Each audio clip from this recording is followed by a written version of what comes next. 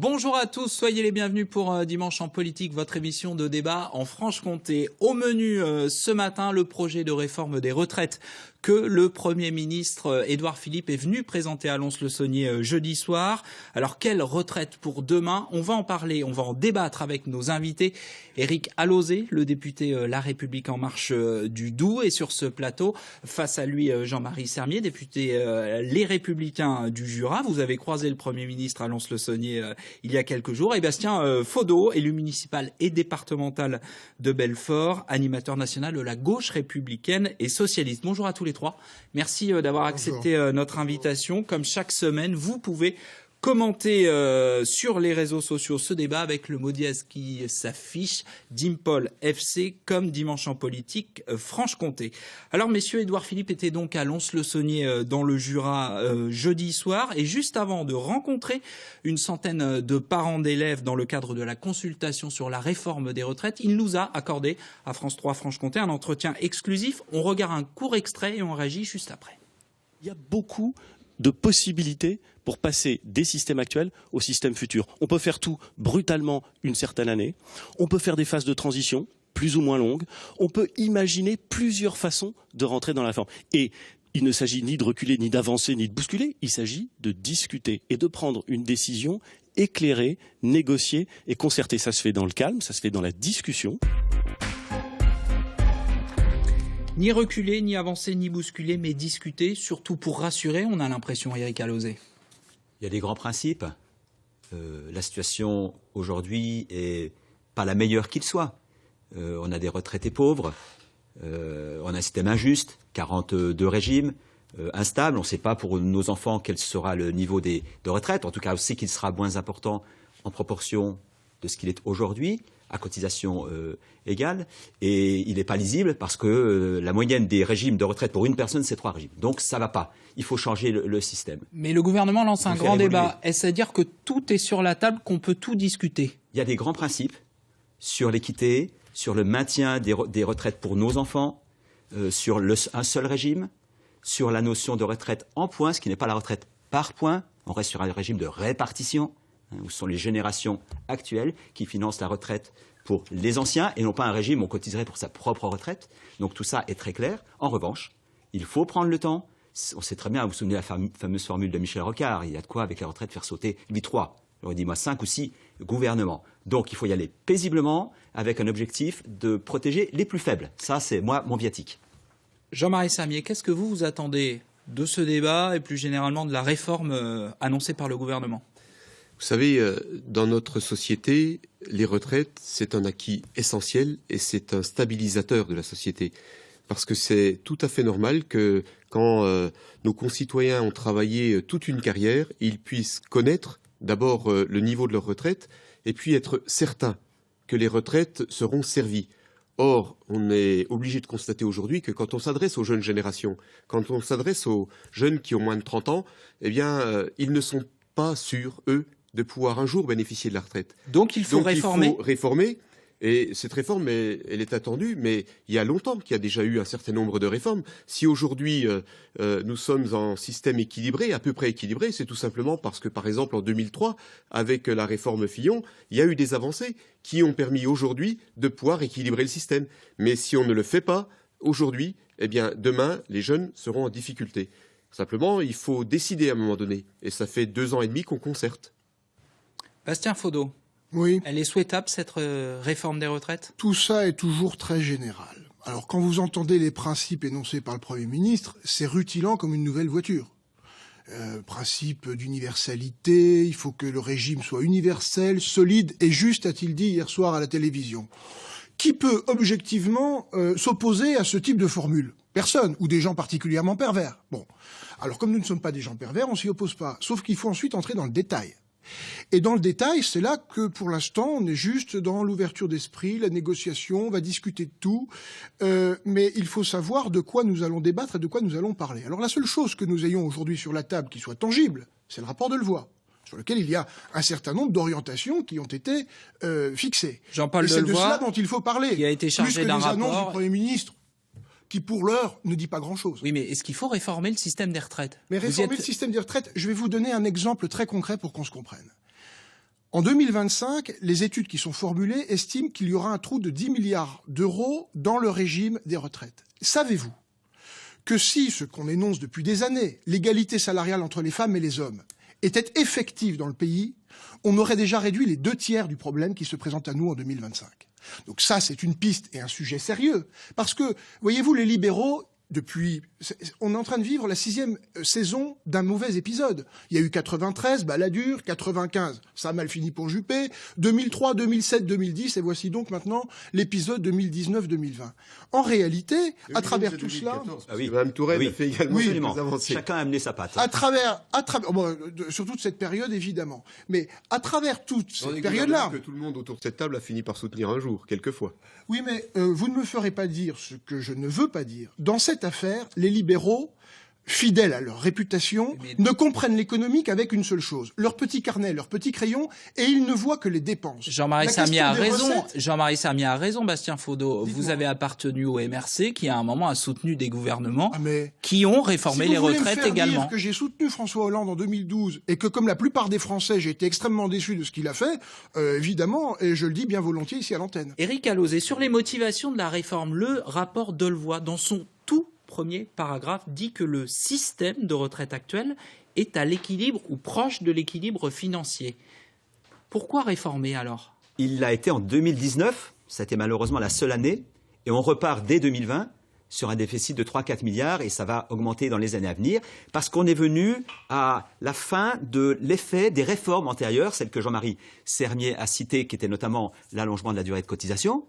C'est un des éléments. On a poussé aussi l'augmentation des cotisations. Vous savez qu'un jeune aujourd'hui qui travaille, un jeune ou un moins jeune d'ailleurs, ceux qui travaillent, consacrent 28% de leurs revenus au financement des retraites. Il y a 40 ans, les retraités d'aujourd'hui consacraient 20%. C'est-à-dire qu'on a augmenté de 8 points la part du salaire. Et ça ne suffit pas. Ça ne suffit pas. Le recul de l'âge de la retraite ne suffit pas. Il a permis d'aller en 2019. Vous parlez d'âge de la retraite. Mais malheureusement, ça ne suffira pas. Emmanuel Macron, il y a 15 jours à Rodez, devant d'ailleurs un panel de Français, comme Édouard Philippe à Lons-le-Saunier jeudi soir. Emmanuel Macron a dit on ne touchera pas aux 62 ans, l'âge légal. En revanche, il faudra cotiser plus longtemps pour avoir une retraite pleine. On est un peu dans l'hypocrisie, là. Complètement, parce que ce qui est important aujourd'hui, c'est de savoir comment on va pouvoir financer les retraites. Parce qu'il faut que les retraités futurs aient la certitude d'avoir des pensions de bon niveau. Autrement, c'est facile d'évoquer la nécessité de maintenir des retraites, c'est facile d'évoquer la nécessité de garder l'âge de la retraite à 62 ans. Si c'est pour avoir des retraites de misère derrière, je pense qu'aujourd'hui, par exemple, la catégorie des agriculteurs, vous le savez bien, ont des retraites quasiment indécentes. Donc il faut trouver des solutions. Mais l'ouvrier qui a été au SMIC toute sa vie, il a aussi une retraite extrêmement petite et il n'arrive pas à vivre. Donc l'objectif, il n'est pas de travailler moins. Il est de permettre aux retraités de pouvoir avoir une retraite décente et de pouvoir vivre décemment. En 1945, vous aviez 6 cotisants pour un retraité. On va bientôt n'avoir moins de 2 cotisants pour un retraité. C'est un fait aujourd'hui. Cette énième réforme des retraites, Jean-Marie Sermier, elle suscite beaucoup d'inquiétudes. Vous avez raison, je vous propose d'écouter 3 jurassiens. Ils ont assisté à la réunion publique menée par Édouard Philippe jeudi soir à Lons. Lucie Thierry leur a demandé à l'issue de cette réunion s'ils étaient convaincus. C'est un échange, mais il n'y a eu aucune réponse sur le fond, quoi. C'est-à-dire qu'ils maintiennent leur système, ils vendent leur système par points, et ça va pas. C'est un système qui ne fonctionne pas du tout. Il était honnête dans ce qu'il a dit, enfin je pense. Il a développé de façon assez longue toutes les questions qui lui avaient été posées. Maintenant, le gros problème, ça va être sur la mise en application. Il a répondu en expliquant que les pénibilités à certains niveaux seraient reconnues, notamment le travail de nuit. Après, je pense qu'il y a encore un travail à faire sur les modalités de cette reconnaissance. Vous êtes satisfaite de sa réponse ? Je suis satisfaite, oui. On l'a bien compris, sur le sujet des retraites, c'est extrêmement compliqué. Bastien Faudot, n'y a-t-il pas un courage politique à s'attaquer à ces 42 régimes de retraite et à vouloir simplifier, offrir plus de lisibilité aux Français? Non, mais d'abord, les 42 régimes de retraite correspondent à des situations spécifiques qu'il faut avoir le courage surtout de reconnaître. Va-t-on expliquer qu'un pompier qui assure des astreintes le week-end n'a pas droit, ça fait partie des conquis sociaux depuis maintenant de très nombreuses années dans notre pays, à des dispositions supplémentaires au moment de partir en retraite? Exemple également qu'on peut donner pour un certain nombre de fonctionnaires, des policiers, etc.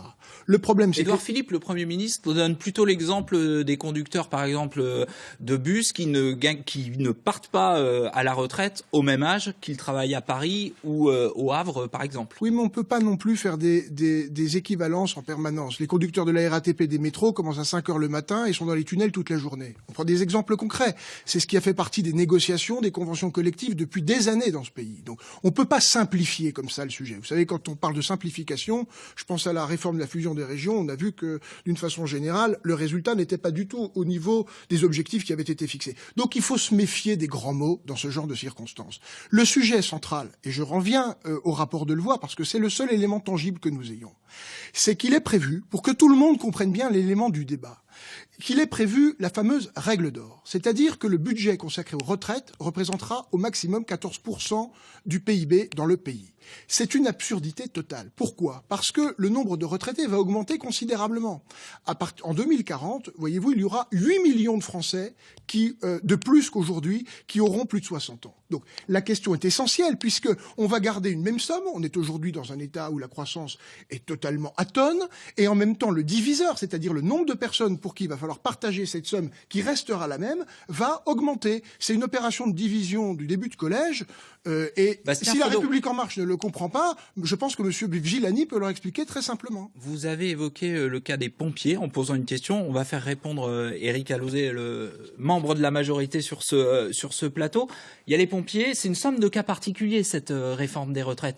Il y a aussi les policiers ou les enseignants, deux corporations dont on sait que si le système est appliqué, elles vont perdre des avantages. Comment expliquer aujourd'hui aux pompiers, mais aussi aux policiers, aux enseignants, des professions qui demandent plus de reconnaissance déjà, qu'elles vont perdre leur avantage aujourd'hui? Elles ne vont pas forcément perdre, parce qu'on sait par exemple, pour les fonctionnaires, les primes qui n'étaient pas intégrées dans le calcul. Les enseignants n'ont pas de primes, c'est tout le problème. Il faudra adapter pour chacun. Pour les professions libérales, il y a des spécificités aussi, je le connais bien. Donc il faudra adapter pour chaque profession. Et d'ailleurs, pour chaque branche professionnelle, aucune décision ne sera prise qui ne soit partagée avec la branche en question. Moi, j'ai un repère très simple sur la justice, c'est l'espérance de vie. Il y a des métiers, alors on change parfois de métier dans sa vie, mais si on fait un métier pendant 30 ans, on sait que selon le métier que l'on pratique, on a une espérance de vie significativement différente. Pour moi, c'est un critère très important de réglage de l'année de départ en retraite par rapport au temps où on peut espérer toucher sa retraite. Il faut aller sur des choses relativement simples. Voilà. Donc il faut plus de justice. Mais vous savez, il n'y a pas 50 leviers. Soit on cotise plus longtemps, soit on augmente les cotisations. On l'a fait, j'ai dit à quel niveau on était arrivé, 28%. On ne pourra pas demander beaucoup plus. Alors bien sûr, je suis d'accord avec Bastien Faudeau. Si on a plus de monde au travail, mais ça c'est l'économie, plus de monde au travail, plus de cotisations. Enfin, on sait que dans la mondialisation, c'est pas simple. Mais les libéraux ne font plus que de la comptabilité, ils ne font pas d'économie. Non, simplifiez pas trop. Mais c'est ce que je pense. La preuve, la règle d'or, c'est les mêmes logiques qui sont appliquées à l'échelle européenne. Augmenter le nombre d'années de cotisation, augmenter les cotisations ou éventuellement contenir le niveau des retraites. Et je vous avais envoyé une courbe qui montre bien, le Conseil d'orientation des retraites montre bien comment nos aînés, il y a 30 ans, avaient à peu près 30% de moins de retraite que les actuels, et comment nos enfants, alors là c'est des prédictifs, donc il y a une marge d'erreur, auront entre 15 et 30% à leur tour de moins que les retraités actuels. Voilà, c'est ça aussi notre enjeu, c'est garantir pour nos enfants, tout en maintenant le maximum de protection vis-à-vis des retraités actuels et de ceux qui vont y arriver, très progressivement. Il faudra le faire sur 15 ans, sur 20 ans.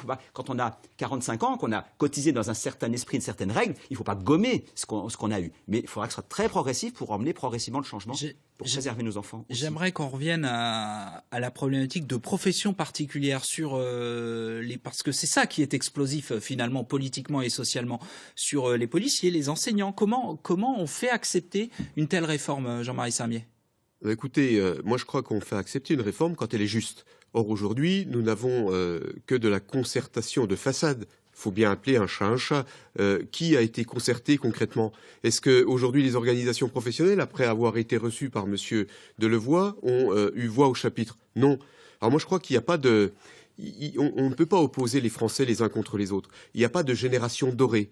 Il n'y a pas de génération qui ont eu un avantage sur les autres. Et il faut simplement qu'on ait le souci pour les générations qui arrivent d'avoir la capacité de leur financer la retraite. Et puis, il n'y a pas non plus de métiers dorés et il n'y a pas des métiers qui nécessitent effectivement qu'on les abandonne. Je crois qu'il y a un vrai travail de fond à faire. Nous attendons depuis 2 ans et demi d'avoir des propositions qui soient mises sur la table. Et à ce jour, malgré la visite du Premier ministre à Lons-le-Saunier, nous sommes bien obligés de constater qu'il n'y a toujours rien. Alors, vous parlez de génération dorée, je relève quand même, c'est une pierre dans le jardin d'Éric Alauzet, oui, vous souriez les deux, parce que Éric Alauzet a parlé de génération dorée il y a 18 mois, oui, quelque chose comme ça. Ouais.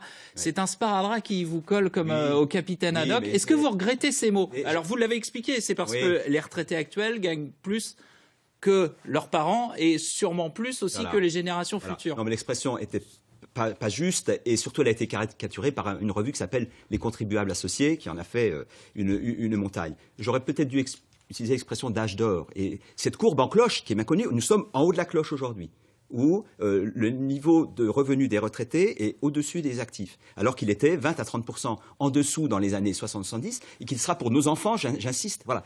C'était simplement ça. Il y a eu un détournement de sens, peut-être parce que j'étais aussi maladroit dans la formule. Je pense que la formule d'âge d'or est beaucoup plus adaptée que celui que j'avais utilisé. Je crois que mon collègue qui a lancé volontairement, et je ne lui en veux pas, le propos acquiesce, et je crois que le terme d'âge d'or est beaucoup plus adapté. Les Échos évoquent jeudi matin un plan B. C'est-à-dire que le gouvernement, au lieu de lancer la réforme en 2025, comme le prévoit le fameux rapport Delevoye, pourrait le reporter au calende grec. Et finalement, cette réforme, elle ne pourrait concerner que les futurs actifs. Finalement, on reporterait donc la réforme d'une 40aine d'années. Et surtout, si on l'applique aux futurs actifs, on est certain qu'ils ne manifesteront pas dans la rue. Bastien Faudeau, que pensez-vous de cette option gouvernementale ?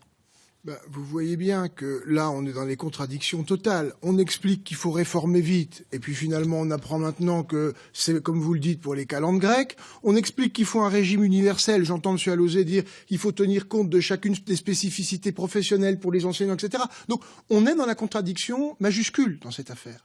En réalité, on a un problème économique majeur. J'en parle. Demain, il y a une manifestation à Belfort. Vous le savez, il y a un plan de licenciement qui s'annonce. Hier, samedi. Hier, samedi. Cette émission est enregistrée, voilà. Donc, en réalité, les salariés dans cette affaire, demain, vont être sur le carreau. Une partie d'entre eux. On ne sait pas combien encore aujourd'hui. 500, 600, 700, 800. Il n'y a plus de politique industrielle dans le pays.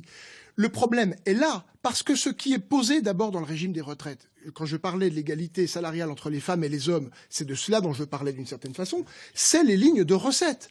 Comment relancer l'activité économique dans les vieux pays industrialisés à l'heure de la mondialisation où on fait entrer en concurrence des systèmes économiques, sociaux, je dirais même aussi sanitaires, sur le plan de la santé publique, sur le plan de l'environnement, qui sont totalement différents.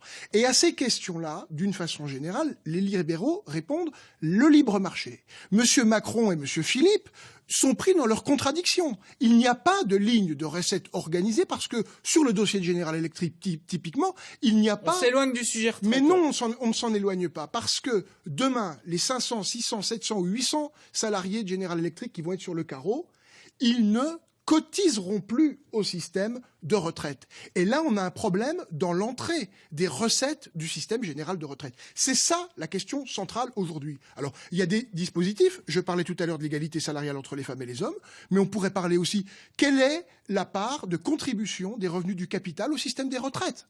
Éric Alauzet, je vous laisse répondre. L'égalité homme-femme et les salaires, oui, mais vous savez bien que ce n'est pas une baguette magique qui va faire qu'on va du jour au lendemain demander aux employeurs, qu'ils soient publics ou privés, d'augmenter de plusieurs dizaines de milliards, comme ça, spontanément, les rémunérations des salariés. Donc c'est une image que vous présentez qui est séduisante, mais qui est totalement irréaliste. J'aimerais bien qu'elle soit possible. Enfin, franchement, personne va vous croire quand vous dites ça. Voilà, donc soyons... Allons vers l'égalité. Ça pose un vrai problème, ce que vous dites. Vous en êtes conscient ? Non, c'est la façon dont vous vendez les choses, de façon comme ça.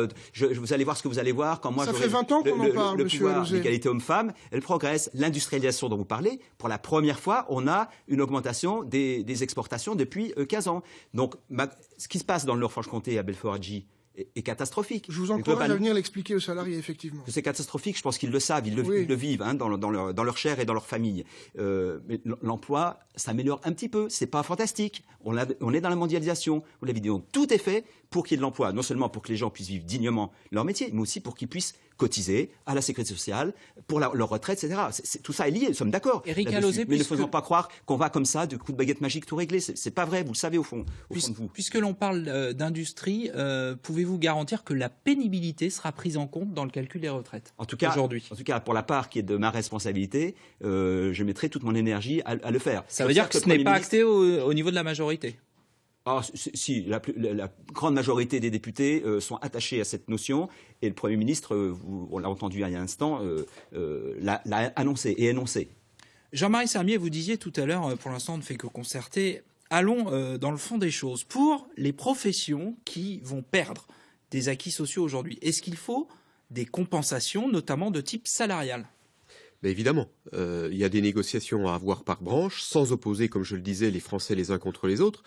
Et puis Vous pensez à quelle branche ? Si on va dans le détail. Y compris les branches qui aujourd'hui bénéficient de départ en retraite plus avancés. Donc je crois qu'il faut être très clair là-dessus. Et puis vous avez aussi des caisses qui sont très excédentaires. Il y a des professions qui ont des caisses très excédentaires. Donc il ne suffira pas d'aller chercher l'argent là où les caisses sont excédentaires pour pouvoir faire en sorte que l'ensemble des Français puissent trouver une solution. Emmanuel Macron a dit qu'il ne toucherait pas au trésor de guerre en quelque sorte de ces professions libérales. Il y a notamment les avocats qui ont des caisses excédentaires. Voilà. Je crois que c'est pas la première fois que le président de la République dit quelque chose et revient après. C'est négociable, vous pensez aussi dans le grand débat sur ce qu'il a dit. Moi, ce qui m'inquiète aussi, c'est par exemple cette notion de retraite par points. La retraite par points, ça veut dire quoi ? C'est-à-dire que vous avez effectivement acquis un certain nombre de points au cours de votre vie. Certes, il s'agit toujours d'une recette par répartition, d'une retraite par répartition, mais ça veut dire que le prix du point, la valeur du point, elle est déterminée chaque année, notamment par la loi de finances, et que ça peut être extrêmement dangereux, parce qu'on peut réduire comme ça la retraite, mais on peut réduire en une année, en un budget, en un vote, de façon significative la retraite des Français. Donc ça ne rassure pas les jeunes générations. Pas plus que le système actuel. Voilà. Ah ben si, parce que le système actuel, on sait à peu près aujourd'hui... Vous avez commencé cette émission en nous disant que les jeunes générations n'avaient pas confiance dans le système actuel. C'est pour ça que je vous dis ça. Non, vous êtes en train de me dire que le système en points ne rassure pas plus que le système actuel. Je vous dis si le système actuel permet d'avoir une notion de ce qu'on va toucher assez précisément. Ouais. Simplement, le problème, c'est qu'il sera extrêmement déficitaire. Et là, je rejoins complètement ce que disait Éric Alauzet. Il est excédentaire en 2019 parce qu'il y a eu des réformes précédentes, mais si nous ne réformons pas en 2021, on sera, je crois, à 10 milliards de déficit. Juste 2 points. Le système en points, ça veut juste dire que le point aura la même valeur pour tous. Ça n'a rien à voir. Oui, mais ça veut dire qu'on peut la changer à tout moment. On peut la changer à tout moment. C'est déjà une petite précision. C'est ça l'objectif. L'universalité, c'est ça. Le point vaut la même chose pour tout le monde. Ensuite, sur l'évolution des retraites, ce que je viens d'expliquer c'était 30% de moins il y a 40 ans, et ça va être entre 15 et 30% de moins dans 30 ou 40 ans. C'est point ou pas point. C'est pareil, c'est une enveloppe fermée, les retraites. Avec les cotisations, etc., il n'y a pas d'argent miraculeux et les dépenses ne servent qu'aux retraites. Mais donc, ça dépend. Déjà aujourd'hui, les retraités, les nouveaux retraités, ça dépend du temps d'activité et du temps de retraite. Toutes choses égales par ailleurs, les retraités qui partent aujourd'hui partent déjà avec un peu moins que l'année précédente et l'année encore avant. Ça dépend complètement du ratio entre les actifs et les retraités. Ça, c'est une façon de corriger, mais ça ne change rien au principe. C'est pas les points mais non, c'est pas le point qui rend l'avenir incertain. C'est simplement le fait de la disponibilité financière. Le vieillissement, et c'est une bonne nouvelle, il y a de plus en plus de personnes à la retraite et qui vieillissent longtemps, tant mieux, mais ça pèse sur l'équilibre. Et le 5 décembre, non, c'est moi qui pose les questions, s'il vous plaît. Le 5 décembre, grève interprofessionnelle. Est-ce que les syndicats, la gauche, espèrent faire plier le gouvernement sur cette question, un scénario à la 95, on va dire? D'abord, je me sens pas autorisé à parler au nom des centrales syndicales. C'est pour ça qu'on vous a invité. Bien sûr, je vais vous donner le mien. La question de la mobilisation populaire dans la rue, elle est évidemment centrale dans le rapport de force qui s'annonce avec le gouvernement.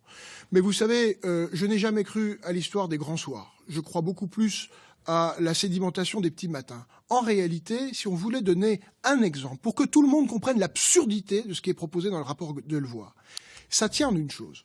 Le système, par points, va bonifier de façon excessive, selon moi, les personnes qui décideront de partir en retraite plus tardivement, à 65, 66, 67 ans.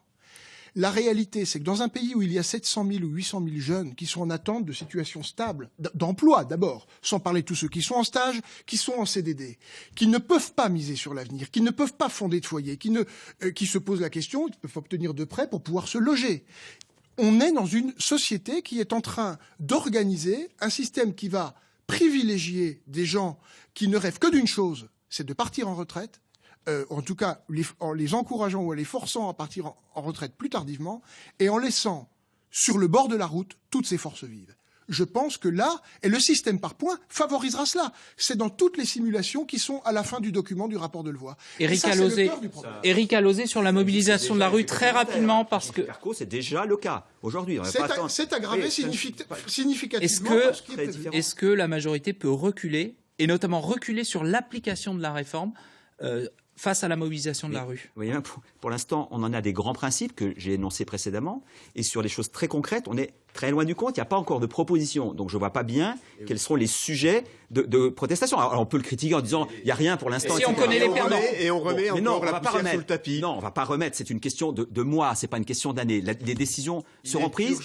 Il est urgent de prendre des décisions et il faudra les mettre en place très lentement. Et dans l'article 1 de la loi, il y aura le fait que pour chaque métier qu'on a évoqué, pompiers, etc., il faudra que ce soit validé par la branche pour chaque de grands branche. principes, Monsieur Alauzet. On en reparlera notamment sur cette antenne. Je suis désolé, messieurs. Il va être midi, la réforme des retraites. On va en parler dans la suite de Dimanche en politique avec Francis Letellier qui reçoit Yannick Jadot. Bon dimanche à tous.